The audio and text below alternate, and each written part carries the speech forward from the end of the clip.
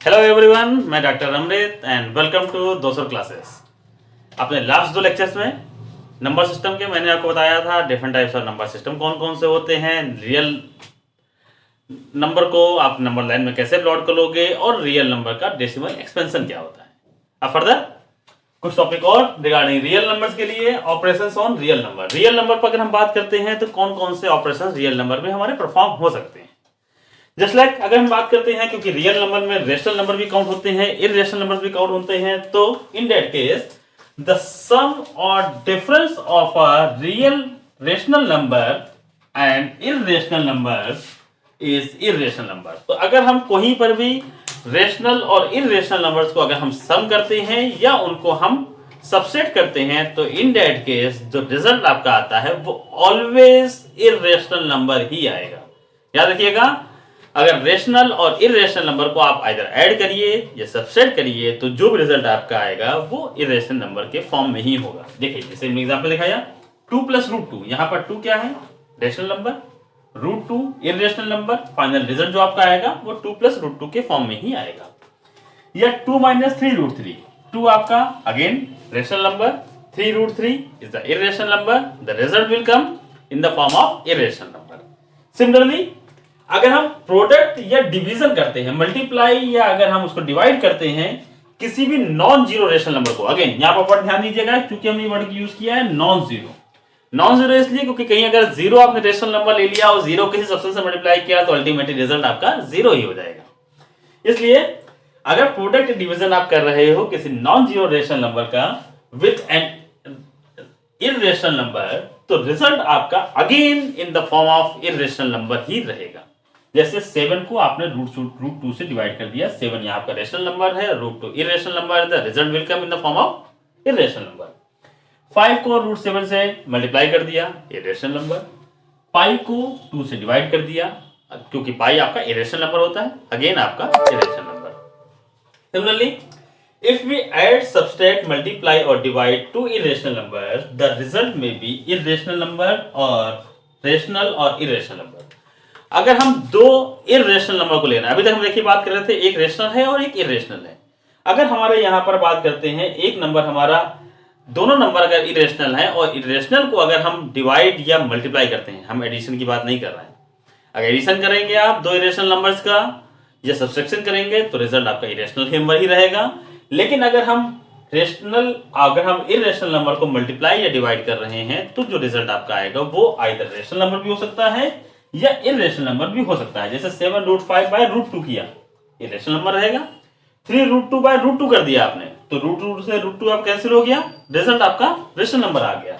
या फिर हमने लिखा 5√7 × क्या हो जाएगा, √7 को √7 मल्टीप्लाई करोगे 7 हो जाएगा, तो ये आपका रिजल्ट आ गया 5 × 7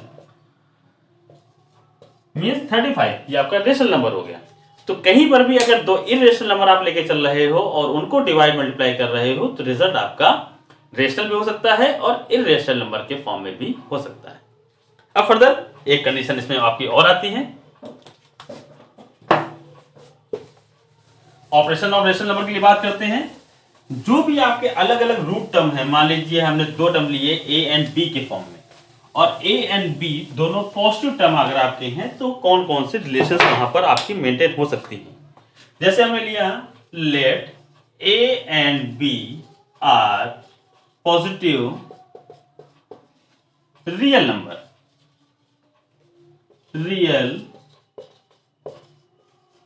नंबर्स, तो क्या केस बन सकते हैं। देखिए ये हम ऑपरेशन की बात कर रहे हैं, कौन कौन से ऑपरेशन जनरली आपके रियल नंबर के फॉर्म में हो सकते हैं।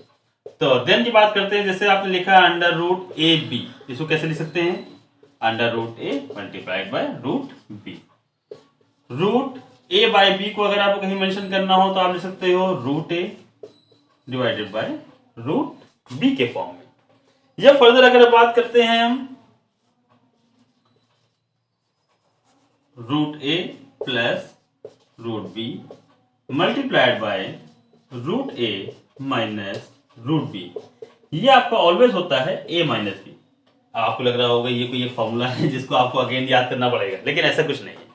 ये वही फॉर्मूला है जो पहले आप याद करते हुए चले आ रहे हो, जिसको आपने कई बार एक्सरसाइज में यूज किया है, सिंपल वही है। आपने यूज किया होगा formula a square minus b square is equal to a plus b and a minus b. Similarly ये वही चीज है, जैसे अगर मान लेते हैं हमने ए को मान लिया a is equal to p square, तो यहां पर आपका उस फॉर्म में अगर लिखें, और बी को हमने मान लिया, यहां पर आपको समझाने के लिए हमने ले लिया क्यू स्क्वायर।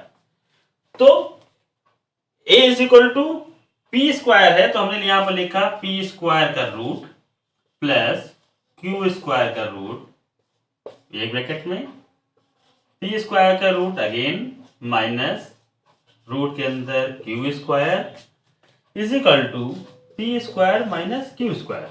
अब देखिए रूट होता क्या, पहले एक चीज ये भी समझते चलिए आप लोग। रूट किसी सब्सटेंस के अगर हम ले रहे हैं, रूट ए है, तो रूट ए मतलब हुआ ए टू द पावर 1/2। ये आपको तब हेल्प करेगा जब आप फर्दर एक्सरसाइज करोगे, वहां पर क्यूब रूट या 5 रूट टर्म आपके आएंगे तो आपको हेल्प करेगा। रूट इसका पावर होता है सब्सटेंस की पावर 1/2। तो अगर हम बात कर रहे हैं पी स्क्वायर का रूट, तो मतलब आपका हो गया p square to the power 1/2 means यह आपका हो जाएगा पी। तो वही टर्म यहां पर आपका आ जाएगा p plus q multiplied by p minus q is equal to p square minus q square. यही तो टर्म था आपका। तो root a plus root b multiplied by root a minus root b is equal to a minus b. ये एक expansion form आपका हो सकता है। सिमिलरली अगर हम बात करते हैं root a plus root b का होल स्क्वायर, तो ये जस्ट लाइक जैसे आप अभी तक यूज करते रहे हो, ए प्लस बी का होल स्क्वायर होता है आपका a square plus b square plus 2ab। Similar way में यहां पर आपका रहेगा रूट ए का स्क्वायर प्लस रूट बी का square plus 2 root a root b means ये हो जाएगा a plus b plus 2 root a root b. तो ये आपके डिफरेंट ऑपरेशंस परफॉर्म होते हैं in case of real number. जब हम एक्सरसाइज करेंगे तो वहां पर इनको फ्रीक्वेंटली यूज कर लेंगे। फर्दर कुछ लॉस ऑफ एक्सपोनेंट होते हैं अगेन फॉर रियल नंबर के लिए। कहीं पर भी अगर हम रियल नंबर ले रहे हैं तो रियल नंबर के एक्सपोनेंट को किस तरीके से हम डिफाइन कर सकते हैं, किस तरह से। Exponent means that particular substance की पावर। तो यहां पर आपके होंगे law of exponents for real numbers. Law of exponents for real numbers. जैसे अगर हमने बात की, मान लीजिए कोई आपका टर्म है और लॉस ऑफ एक्सपोनेंट के लिए अगर हमने मान लिया if a is greater than 0 and p and q are rational numbers and p and q are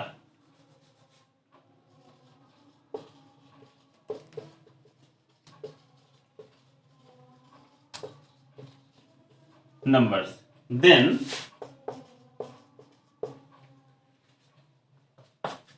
cases जो बन सकते हैं, जैसे हमने ले लिया a to the power p multiplied by a to the power q, तो रेशियो क्या हो जाएगी a to the power p plus q। Means किसी भी अगर बेस टर्म आपका कॉमन है और पावर आपकी जो भी उसमें ऐड होती जाए, अगर आप अलग अलग है और उनको मल्टीप्लाई करते हो तो इन दैट केस पावर आपकी ऐड होती है। सिमिलर केस डिवीजन के लिए आपका आ जाता है, जैसे इसका opposite case a to the power p again a to the power q अगर आप यूज कर रहे हो तो आपका हो जाएगा a to the power p minus q। Means division के केस में अगर बेस टर्म आपका सेम है तो पावर आपकी सब्सट्रैक्ट होती है। फर्दर अगर पावर टू पावर आप यूज करो, power to power means a to the power p and whole to the power q अगर आपकी है तो आपका हो जाएगा power a to the power p q। Power का यहाँ पर मल्टीप्लिकेशन होता है, उनके एक्सपोनेंट्स का मल्टीप्लिकेशन हो जाता है। फर्दर अगर बात करते हैं, अगर यहां पर देखिए हमने बात कर रहे थे तो बेस टर्म सेम है, कॉमन पावर आपकी डिफर है, ये एक्सपोनेंट डिफर है। अगर फर्दर हम एक केस की बात करते हैं जहां पर बेस टर्म आपका डिफर हो रहा है a टू द पावर आपने कहा p और multiplied by b to the power q, तो इन दैट केस आपका हो जाएगा a to the power p और multiplied by b to the power. अच्छा यहाँ पर पावर अगर हम आपकी सेम कर रहे हैं तो क्या आपका हो जाएगा ab/p, ये टर्म आपका बन जाएगा। तो ये डिफरेंट आपके रियल नंबर्स के ऑपरेशंस हैं या उनके एक्सपोनेंट का एक्सपेंशन है, वो हमने यहाँ पर फिलहाल एक्सप्लेन किया हुआ है। तो अगर हम अपने टॉपिक की बात करते हैं नंबर सिस्टम, जिसको हम लास्ट 2 लेक्चर से एक्सप्लेन कर रहे थे, ये हमारा 3rd लेक्चर है। तो नंबर सिस्टम में डिफरेंट टाइप्स ऑफ नंबर्स को कैसे एक्सप्लेन करते हैं, उनके एक्सपोनेंट्स को कैसे शो करते हैं, उनको नंबर लाइन में कैसे एक्सप्लेन करते हैं, टिल नाउ हमने आपको ये बताया। अब हम अपनी अगले लेक्चर में एक्सरसाइज को उठाएंगे, जो एनसीईआरटी बुक्स में एक्सरसाइज नंबर 1.1, 1.2, 1.3 जो भी आपकी एक्सरसाइज हैं, एक एक क्वेश्चन को लेते जाएंगे, उसको सॉल्व करते जाएंगे। Okay, thank you, good bye.